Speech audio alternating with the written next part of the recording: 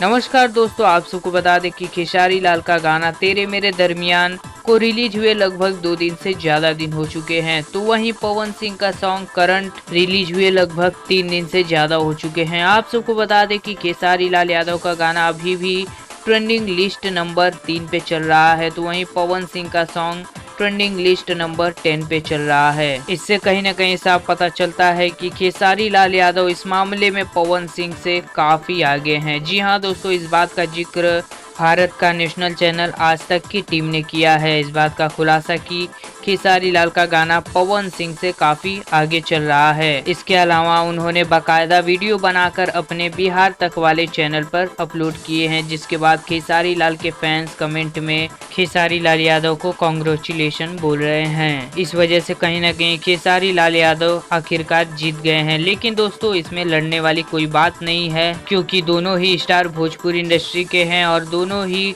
Trending list में हैं। इससे कहीं ना कहीं हमारे भोजपुरी इंडस्ट्री का नाम ऊपर जा रहा है। इसके अलावा दोस्तों, इस खबर पर आप सब क्या कहना चाहेंगे, हमारे कमेंट बॉक्स में जरूर बताएं। जाते जाते हमारे चैनल से जुड़ने के लिए सब्सक्राइब के लाल बटन को दबा के बेल आइकन को दबा दें। धन्यवाद। मिलते हैं अगली वीडियो में कोई और नई खबर के साथ।